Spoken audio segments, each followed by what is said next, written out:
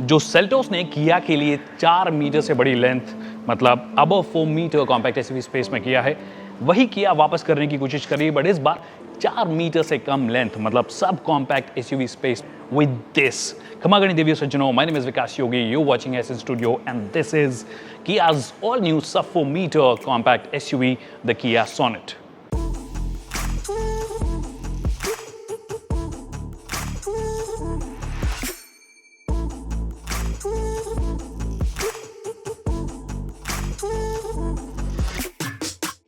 So the first things first, the design. तो अगर आप इसे दूर से भी देखोगे तो आपको समझ में आ जाएगा कि ये किया की डिज़ाइन लैंग्वेज है, क्योंकि जो ग्रिल है वही फेमिलियर ग्रिल आपको मिलती है, टाइगर नोज ग्रिल इसे बोलते हैं ये। और जो सेल्टॉस में आपने कुछ फिनिशिंग देखी थी, जैसे कि ये सर्टेन जो फिनिशिंग है ये आपको सेल्टॉस में भी मिलती है, यहाँ पर भी आपको दी गई है। हालांकि सेल्टॉस में यहाँ पर एलईडी डे टाइमिंग लाइट जो है वो फुल स्ट्रिप्स आपको दी गई हैं, वो यहाँ पे नहीं दी गई है। ग्लॉसी ब्लैक फिनिश में ये आपको नज़र आती है। तो ओवरऑल ग्रिल जो है वो काफ़ी रिफ्रेशिंग लगती है। और इस पर्टिकुलर सेगमेंट के लिए जहाँ पर बहुत कुछ डिज़ाइन में करने की कोशिश की है, हर मैन्युफैक्चरर ने यहाँ पर किया भी अपनी तरफ से कोशिश कर रही है। तो ओवरऑल ग्रिल काफ़ी अच्छी लगती है।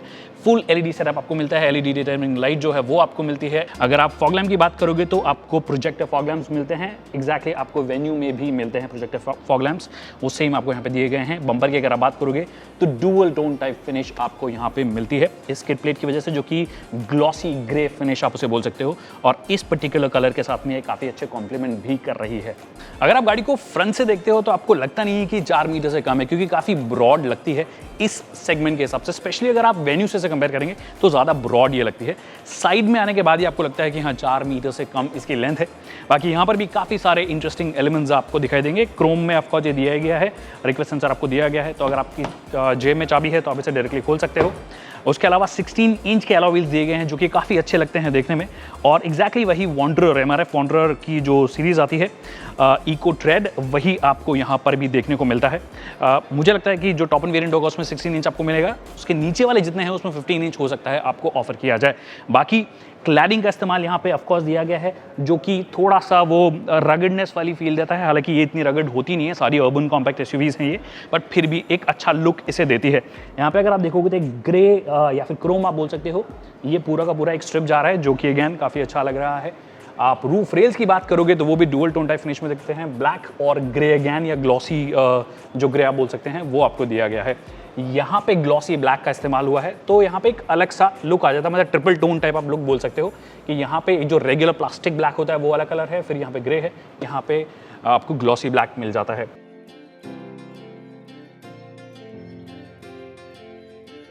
और रेयर से भी एक्चुअली वही कहानी है कि काफ़ी ब्रॉड लगती है 4 मीटर से कम लेंथ के हिसाब से। इस सेगमेंट में एक्चुअली जितनी भी गाड़ियां हैं, जैसे कि मैंने कहा एक्सपेरिमेंट बहुत कुछ किया गया है, बट फिर भी ब्रॉडनेस नहीं दे पाए हैं वो डिज़ाइन के तौर पे। यहाँ पे आपको काफ़ी ब्रॉड लगती है, ये लगती नहीं है कि छोटी गाड़ी है एक्चुअली। और यहाँ पर भी काफ़ी इंटरेस्टिंग एलिमेंट्स हैं। ये भी फुल एलईडी है, वो क्यूब स्टाइल्ड आपको ये एलईडीज मिलती हैं, जो कि काफ़ी अच्छी लगती है। हालांकि टर्न इंडिकेटर्स की अगर आप बात करोगे तो वो आपको हैलोजन ही मिलते हैं। यहाँ पे TGDI की ब्रांडिंग है, दैट मीन्स आपको GDI जो 1 लीटर TGDI जो इंजन है 1 लीटर टर्बो वो मिलता है। उसके बारे में थोड़ी देर बाद में बात करते हैं। यहाँ पे आपको रिफ्लेक्टर्स मिलते हैं, ऑफ कोर्स रेगुलर रिफ्लेक्टर्स हैं, कोई लाइट इनमें लिटअप नहीं होती है। अगर आप ये पोर्शन की बात करोगे, यहाँ पे मल्टीपल स्ट्रिप्स दी गई हैं, जो कि इस पूरी मोनोटनी को तोड़ता है। जो स्पेशली साइड की अगर आप बात करोगे, जो कि अच्छा भी लगता है काफ़ी, तो डिज़ाइन के तौर पर बहुत अच्छा लग रहा है ये पोर्शन। उसके अलावा अगर आप ये देखोगे, जो स्टॉप लैम्प्स होती हैं आपकी ब्रेक लाइट्स, ये आपको हैलोजन में ही मिलती है, एलईडीज़ में नहीं मिलती है। Shark fin antenna of course आपको दिया गया है, जो कि अगेन इसे थोड़ा प्रीमियम टच देने की कोशिश करता है।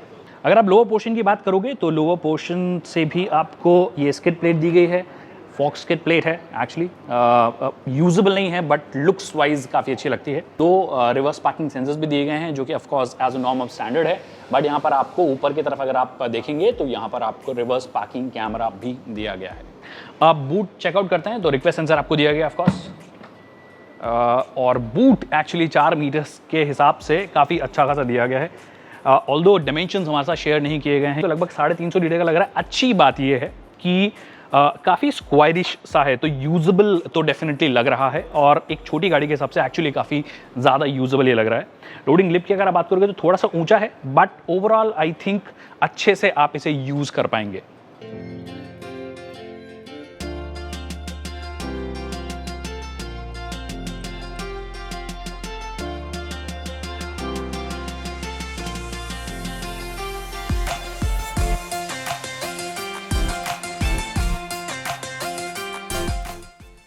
तो एक्सटीरियर तो डेफिनेटली काफ़ी माहौली है, डेफिनेटली फर्स्ट इंप्रेशन के हिसाब से आपको बहुत पसंद आने वाला है।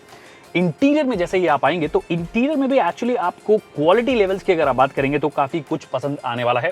हालांकि कहीं पर भी सॉफ्ट टच मटेरियल्स का इस्तेमाल नहीं हुआ, बट जो सिलेक्शन ऑफ प्लास्टिक है वो काफ़ी अच्छा लगता है। कहीं पर भी रफ एजेस जो हैं वो आपको नहीं मिलती है। तो फिट एंड फिनिश मुझे डेफिनेटली काफ़ी अच्छी लग रही है। जो हमने क्रेटा में देखा है कि डैशबोर्ड के जो दो पार्ट्स हैं, मतलब ये उभरा हुआ एक अलग से पार्ट आता है, फिर ये एक अलग से पार्ट आ जाता है, डुअल टोन टाइप फिनिश है, तो वैसा सही दिया गया है। अच्छी बात यह है फिट एंड फिनिश जैसा कि मैंने कहा आपको शानदार लगने वाली है। हालांकि कुछ एक जगह पे सॉफ्ट टच मटेरियल्स दे दिए जाते तो थोड़ा मजा आ जाता। हालांकि ये जो डोर हैंडल्स हैं इनसाइड, यहाँ पर लेदर फिनिश आपको दिया गया है जो कि काफी अच्छा लगता है होल्ड करने में।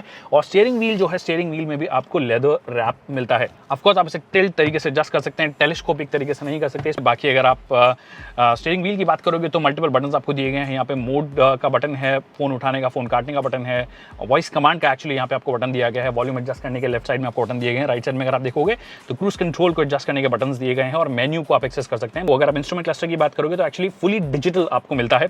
चाहे आप टेकोमीटर की बात कर लीजिए, स्पीडोमीटर की बात कर लीजिए, सब आपको डिजिटल मिलता है और बहुत सारी इंफॉर्मेशन एक्चुअली आपको देता है, इंक्लूडिंग आपको टायर प्रेशर मॉनिटरिंग सिस्टम भी मिलता है। मतलब कि हर टायर में आपकी प्रेशर क्या है वो भी आपको ये बता देता है। उसके अलावा average fuel economy, fuel efficiency, मतलब माइलेज आपका कितना निकल रहा है वो आपको दिखा देता है। तो मतलब भरपूर इंफॉर्मेशन से भरा हुआ है ये। तो कहने का मतलब फीचर लोडेड डेफिनेटली आपको इसका MID भी लगने वाला है। बाकी टच स्क्रीन की अगर आप बात करोगे तो एक्चुअली अगर आपने सेल्टॉस का टच स्क्रीन देखा हो, एग्जैक्टली वही आपको यहाँ पे मिलता है। 10.25 इंच का टच स्क्रीन है। इनफैक्ट डिज़ाइन लेआउट भी जो है वो भी सिमिलर रखा गया है, काफ़ी फ्लोटिंग टाइप का है। हालांकि मुझे लगता है कि ये थोड़ा सा नीचे एडजस्ट हो जाता है तो थोड़ा बेहतर होता है, अदरवाइज हर्डल के जैसा कभी कभी ये लगता है, मुझे पर्सनली ऐसा लगता है। ORVM की अगर आप बात करोगे तो ऑटो डिमिंग ORVM आपको मिलता है, और क्योंकि आपको सभी कनेक्टेड कार टेक्नोलॉजी फीचर्स जो आपको वेन्यू में मिलते हैं एग्जैक्टली वही आपको यहाँ पर भी मिलने वाले हैं। दैट मीन्स यूवो कनेक्ट आपको मिलता है। इसे Hyundai अपनी भाषा में उसे ब्लू लिंक बुलाता है, ये इसे यूवो बुलाते हैं। बाकी मोर और लेस सारे के सारे सेम फीचर्स आपको मिलते हैं। SOS कॉलिंग का भी आपको यहाँ पे फीचर मिल जाता है और डायरेक्टली मतलब कॉल सेंटर में आपके लग जाता है अगर आप डायरेक्टली कुछ बात करना चाहते हैं। बाकी अगर आप डिज़ाइन की बात करोगे तो जैसे कि मैंने कहा कि थोड़ा ट्रेडिशनल लग रहा है, थोड़ा मॉडर्न लग रहा है। कुछ एलिमेंट्स जैसे कि टच स्क्रीन वाला जो पूरा एरिया है पूरा मॉडर्न लग रहा है, बट ये जो जिस तरीके से AC वेंट्स को डिज़ाइन किया गया है वो थोड़ा सा आपको ट्रेडिशनल लगने वाला है। हालांकि यहाँ पे एक अलग सा कलर येलोइश, अभी तो येलोइश नज़र आ रहा है, येलोइश सा कलर है वो आपको यहाँ पे दिया गया है AC वेंट्स के चारों तरफ। बाकी बटन्स जो हैं, बटन्स की क्वालिटी डेफिनेटली ठीक आपको लग रही है, पर अगेन थोड़े ट्रेडिशनल टाइप बटन्स की आपको यहाँ पे याद आएगी। अब अगर आप यहाँ पे देखेंगे तो आपको एक्चुअली वेंटिलेटेड सीट्स भी इस गाड़ी में मिलती है, जो कि आप 4 मीटर से कम लेंथ की गाड़ी में ज़्यादा उम्मीद नहीं करते हो, बट यहाँ पे दी गई है, which is a nice touch. और सिर्फ ना कि ड्राइवर साइड, आपको को ड्राइवर जो सीट है उसमें भी वेंटिलेटेड सीट्स मिलती हैं। यहाँ पे अगर आप देखोगे तो यहाँ पर एक्चुअली आपका फ़ोन आप चाहें तो रख सकते हैं, या कोई भी चीज़ आप रखना चाहें तो आप यहाँ पे डेफिनेटली रख सकते हैं। यहाँ पे वायरलेस चार्जिंग नहीं दी गई है, रेगुलर वाला ही है, बट बहुत सारे ऑप्शन है चार्ज करने के। 12V पावर सॉकेट आपको दिया गया है, एक रेगुलर USB दिया गया है, एक फास्ट चार्जिंग USB दिया गया है, और यहाँ पर भी एक पैड दिया गया है। यहाँ पे अगेन आप अपना फ़ोन रख सकते हैं, कुछ भी चीज़ आपको रखना हो तो रख सकते हैं। अब अगर आप यहाँ पे देखोगे तो 2 कप होल्डर्स आपको दिए गए हैं डेफिनेटली, और ये आपको सेंटर आर्मरेस्ट दिया गया है। एडजस्टेबल नहीं है, पर आपको नीचे ओकेश सी जगह मिल जाती है। एक्चुअली बहुत ही कम यूजेबल है, तो थोड़ा बहुत सामान आपको रखना हो, वॉलेट अगर आपको रखना हो अपना, या कुछ इंपॉर्टेंट सामान आपको रखना हो तो वो आप यहाँ पे रख सकते हैं। ये आपको ग्लव बॉक्स मिलता है, काफ़ी डीप है, हालांकि वाइड नहीं है। दैट मीन्स अगर आपको अपने फोल्डर्स रखने हो, फाइल रखनी हो, कुछ इंपॉर्टेंट डॉक्यूमेंट्स रखने हो वो रख सकते हो। अगर आपको बॉटल्स रखनी हो वो भी रख सकते हो। तो 2-3 बॉटल्स आ जाएंगी, बट वाइड होता तो और ज़्यादा यूजेबल होता है। अब हम इंडियंस का फेवरेट फीचर सनरूफ, जो कि आपको यहाँ पे दिया गया है, ऑफकोर्स क्योंकि आपको चाहिए इसलिए दे दिया गया है। बाकी इंडियन क्लाइमेट कंडीशन में बहुत ज़्यादा यूजेबल है नहीं, बट फिर भी दिया गया क्योंकि आप डिमांड करते हो। और जैसा कि आपको दिख रहा होगा कि ये रेगुलर टाइप सनरूफ है, पैनोरामिक नहीं है, पूरा कवर नहीं करता है। तो आपको जैसा सेल्टॉस में मिलता है वैसा सही आपको यहाँ पर मिलता है। उसके अलावा आप अगर ORVM की बात करोगे तो ORVM एडजस्ट करने के लिए आपको यहाँ पे बटन दिए गए हैं। ड्राइवर साइड लॉक अनलॉक का बटन भी आपको यहीं पे दिया गया है, और चारों जो विंडोज़ हैं उनको आप रोल डाउन या अप करना हो तो वो आप कर सकते हो। अब सीट्स की बात कर लेते हैं, तो सीट्स जो फ्रंट वाली है वो बेहद कंफर्टेबल है। मतलब आप चाहे थाई सपोर्ट की बात कर लो, बहुत अच्छा दिया गया है। यूजुअली जब फ्रंट सीट्स की अगर आप बात करते हो इस पर्टिकुलर सेगमेंट में तो आपको बहुत अच्छा थाई सपोर्ट नहीं मिलता है, बट यहाँ पर अच्छा दिया गया है। हाँ, आप अगर बहुत ही लंबे हैं, 6 फुट या उससे ज़्यादा है, तो हो सकता है आपको थोड़ी शिकायत हो, बट फिर भी कंपैरेटिवली आपको ये बहुत अच्छा थाई सपोर्ट यहाँ पे मिल रहा है और सीट को आप ऑफकोर्स हाइट के हिसाब से एडजस्ट कर ही सकते हैं, आगे पीछे आप एडजस्ट कर ही सकते हैं, वेंटिलेशन भी मिलता है। तो गर्मियों में, भरी गर्मियों में अगर आप चला रहे हैं तो आपके लिए कोई परेशानी नहीं होगी। अब चेकआउट करते हैं इस गाड़ी की रियर सीट। तो फ्रंट सीट जहां इसकी बेहद कंफर्टेबल मुझे लगी हर लिहाज से, रेयर सीट एक्चुअली बहुत ज़्यादा स्पेशियस आपको नहीं लगेगी। ऐसा भी नहीं है कि आप लोग बैठ नहीं सकते हैं। आगे अगर एवरेज इंडियन हाइट का कोई बंदा बैठा है 5'8", 5'9" के आसपास, तो पीछे भी 5'7", 5'8", 5'9" के बंदे बैठ सकते हैं। अगर आप लंबे हैं तो ऑफकोर्स आपको थोड़ी सी कंजस्टेड ये लगने वाली है। एक और चीज़ इसकी बात करें, मतलब बैकरेस्ट एंगल की बात करें तो काफ़ी स्ट्रेट लगता है। हल्का सा अगर रिक्लाइंड होता पीछे की तरफ तो शायद थोड़ा ज़्यादा बेहतर आपको एक्सपीरियंस मिलता। बट ओवरऑल आई थिंक 2 लोग तो डेफिनेटली बैठ सकते हैं। तो आप बोल सकते हो कि वेन्यू में जितनी जगह है एक्चुअली यहाँ पर भी आपको उतनी जगह मिलती है, जो कि मुझे लगा था कि बाहर से क्योंकि काफ़ी ब्रॉड लग रही थी, स्पेशली पीछे से अगर आप बात करोगे डिज़ाइन के तौर पे, तो अंदर भी शायद ज़्यादा स्पेस हो। बट 2 लोग आराम से बैठ सकते हैं। एवरेज इंडियन हाइट के, ज़्यादा लंबे हैं तो थोड़ी आपको परेशानी होगी। बाकी आपको यहाँ पे सेंटर आर्मरेस्ट दिया गया है, 2 लोग बैठ रहे हैं, चंगी सा आर्मरेस्ट है, 2 कप होल्डर्स आपको यहाँ पे दिए गए हैं, एडजस्टेबल आपको हेडरेस्ट दिए गए हैं, बीच वाले के लिए नहीं दिए गए। तो जैसे कि मैंने कहा ये 4 सीटर ही मुझे लग रही है, तो पीछे 2 लोग बैठ सकते हैं, तो दोनों के लिए एडजस्टेबल हेडरेस्ट आपको दिए गए हैं। हेडरूम की बात करोगे तो डिसेंट आपको लगने वाला है, क्योंकि मैं काफ़ी अपराइट बैठता हूँ, उसके बाद भी अच्छा खासी जगह बच गई है, तो अच्छी बात है ये। अगर आप लंबे हैं तो आपके लिए थोड़ी कंफर्टेबल होगी। नी रूम की अगर आप बात करोगे तो ओकेश है, लेग रूम की अगर आप बात करोगे तो वो भी आपको ओकेश मिलेगा। और आप यहाँ पे देखोगे ये जो नंबरिंग दिख रही है और AQI जो लिखा हुआ दिखाई दे रहा है, दैट मीन्स आपको एयर प्योरीफायर भी इसके साथ में मिलता है। मतलब बाहर अगर बहुत ख़राब हवा है और इस वक्त जिस दौर में हम जी रहे हैं उस वक्त ज़्यादा जितनी बेहतर आप हवा ब्रीथ करेंगे उतना बेहतर होगा। तो आपको सेम सेल्टॉस की तरह यहाँ पर भी एक एयर प्योरीफायर दिया गया है, जो कि वायरस जो प्रोटेक्शन है वो भी करता है। और अगर आप यहाँ पे देखोगे तो AC वेंट आपको यहाँ पे दिया गया है। बाकी इसके सारे एडजस्टमेंट अगर आपको करने हैं तो टच स्क्रीन से आप कर सकते हैं इजीली। यहाँ पे अगर आप देखोगे तो पीछे बैठने वाले पैसेंजर्स के लिए फास्ट USB चार्जर दिया गया है और एक जगह दी गई है जहाँ पे आप अपना फोन रख सकते हैं। अब अगर आप यहाँ पे देखोगे तो आपको रेगुलर जो 6 स्पीड मैनुअल गियर बॉक्स होता है एक्चुअली वही दिया गया है। और रिवर्स अगर आपको करना हो तो रिवर्स करने के लिए आपको इसको क्लिप को उठा के और फिर आपको ऐसे रिवर्स डालना पड़ेगा। बट एक चीज़ जो इसमें आपको अलग नज़र आएगी, जो कि वेन्यू में ऑलरेडी आ चुकी है, वो है कि IMT आपको मिलता है। दैट मीन्स 2 ही आपको पेडल्स मिलते हैं, एक आपको ब्रेक वाला मिलता है और ये एक्सेलरेटर आपको मिलता है। इसका मतलब ये है क्लच जो है वो गायब हो गया, आपका पाम जो है क्लच आपको यूज़ नहीं करना है। So how does it work, इसके बारे में एक डिटेल लाइसेंस एक्सप्लेन का वीडियो हम अलग से बना देंगे। बट मोटे मोटे तौर पे आपको बताऊं तो जो क्लच का आपका पूरा का पूरा एक्चुएशन है वो एक एक्चुएटर की मदद से हैंडल किया जाता है। दैट मीन्स आपको मैनुअल इनपुट नहीं देना है क्लच का, ये सेंसर्स की मदद से किया जाता है। बाकी एक्सेलरेटर ऑफकोर्स आपको देना ही है और ब्रेक आपको दिया ही गया है। तो अगर आपको डायरेक्टली गियर चेंज करना हो तो बिना क्लच के आप simply first gear, second gear, third gear, fourth gear, जो भी गियर आपको लगाना हो, क्लच का इस्तेमाल नहीं करना है। तो टेक्निकली ये आपको ऑटोमेटेड टाइप का एक सिस्टम दिया गया है, जो कि मैनुअल है। मतलब गियर बॉक्स का कंट्रोल आपके हाथ में है, तो आप इसको चलाएंगे तो आपके पास में कंट्रोल ज़्यादा बेहतर होगा अगर आप AMT से डेफिनेटली कंपेयर करें। हालांकि क्या ये AMT से बेहतर है, क्या ये सिस्टम ज़्यादा रिलायबल है, इसके बारे में आने वाले टाइम में पता पड़ेगा। But overall I think as an innovation Kia ने एक्चुअली अनाउंस किया था सबसे पहले, बट Hyundai ने इसे लॉन्च कर दिया है। तो ये देखना अभी देखने वाली बात होगी कि कैसा ये परफॉर्म करता है। तो जब इसका परफॉर्मेंस रिव्यू करेंगे तब उसके बारे में और डिटेल में बात करेंगे। अब बात कर लेते हैं सेफ्टी की। तो आपकी पर्सनल सेफ्टी के लिए ये मास्क पहनना तो ऑफकोर्स आपका ज़रूरी है। जहाँ तक व्हीकल सेफ्टी की बात है तो उसके मामले में किया आपको डेफिनेटली निराश नहीं करेगी, क्योंकि हर एक फीचर जो आप उम्मीद करते हो वो आपको दिया गया है। Starting with 6 air bags, that's right. इसका टॉप एंड वेरिएंट होगा वो आपको 6 एयर बैग्स ऑफर करता है। That means side air bag आपको मिलने वाला है फ्रंट पे, और रेयर जो पैसेंजर्स हैं उनको भी एयर बैग मिलता है। टोटल 6। बाकी बेस वेरिएंट जो है उसमें आपको डुअल एयर बैग्स, जो 2 एयर बैग्स हैं फ्रंट पैसेंजर और जो ड्राइवर है उनको मिलता है। ABS प्लस ABD जो है वो तो मिलता है।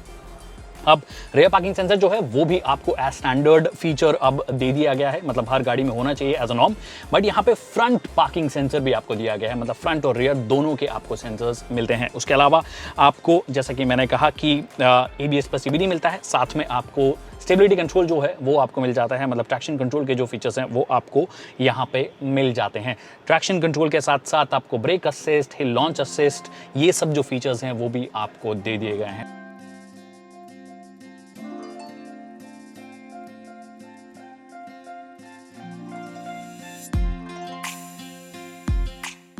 And now the engine and gear box options, तो आपको भरपूर ऑप्शंस मिलते हैं, starting with 1.2 litre naturally aspirated engine जो कि Hyundai ग्रुप बहुत सी कार्स में इस्तेमाल करता है।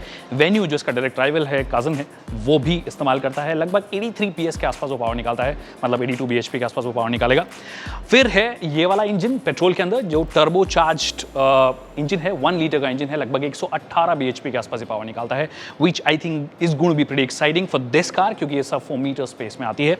इसके साथ में एक्चुअली अगर आप चाहें तो 7 स्पीड DCT ऑप्ट कर सकते हैं। वही ट्रांसमिशन है जो कि आपको सेल्टॉस के साथ में मिलता है, वही है जो कि आपको वेन्यू के साथ में मिलता है। इसके साथ में आपको 6 स्पीड मैनुअल भी मिलता है और एक 6 स्पीड IMT भी मिलता है, जिसके बारे में मैंने आपको ब्रीफ में इंट्रोडक्शन बताया कि क्या वो किस तरीके से काम करता है। डिटेल में थोड़े दिनों बाद में बात करेंगे, एक अलग से वीडियोस पर बना देंगे। फिर आता है एक डीजल वर्जन, 1.5 लीटर का डीजल वर्जन है, 99 bhp के आसपास पावर निकालता है। Again for this segment that is going to be more than enough power के टर्म्स में अगर आप बात करें। और उसके साथ में आपको सेगमेंट का पहला प्रॉपर ऑटोमेटिक मिलता है। अगर आप इससे पहले बात करेंगे तो ज़्यादातर AMTs आपको ऑफर करते हैं। इसमें आपको 6 स्पीड टॉर्क कन्वर्टर मिलता है, जिसको हम ट्रेडिशनल टर्म्स में ऑटोमेटिक बोलते हैं, एक्चुअल ऑटोमेटिक बोलते हैं, वो आपको यहाँ पे मिलता है। इसका मतलब आपको बहुत सारे ट्रांसमिशन ऑप्शंस और इंजन ऑप्शंस मिल जाते हैं, मतलब पावर ट्रेन ऑप्शंस आपको बहुत सारे मिल जाते हैं। तो अब जो बात बाकी रह गई है, जो हमें नहीं पता है, वो है इसकी प्राइसिंग। उम्मीद करते हैं 1 महीने के अंदर 1 डेढ़ महीने के अंदर इसे लॉन्च कर दिया जाएगा। 7.5 लाख से हम उम्मीद कर रहे हैं, 7.5-8 लाख से ये शुरू होगी, लगभग 11.5-12 लाख के बीच में आपको मिलनी चाहिए, मतलब 7.5 लाख से 11.5-12 लाख के बीच में आपको ये मिलनी चाहिए। आई होप मैं सभी जो क्वेश्चंस हैं उनको एड्रेस कर पाया हूँ। डिमेंशंस मैंने ऑफकोर्स नहीं बताए, क्योंकि डिमेंशंस हमें भी नहीं बताए गए हैं, बट देखकर डेफिनेटली लग रहा है 3995 mm, जो कि इस सेगमेंट की एक स्टैंडर्ड लेंथ है, वो आपको मिलने वाली है। और जो ग्राउंड क्लियरेंस है वो लगभग 180 से 190 mm के बीच में आपको मिलने वाला है। So that's it people on the किया सोनेट, किया की पहली 4 मीटर से कम लेंथ की car compact SUV। I hope आपको वीडियो पसंद आया होगा। वीडियो पसंद आया तो इसे लाइक करना और शेयर करना ना भूलिए। अगर कोई सवाल है जो कि मैं इसमें एड्रेस नहीं कर पाया तो हमें कमेंट सेक्शन में पूछ सकते हैं, हम उसका जल्द से जल्द जवाब देंगे। Thank you so much people for watching this video.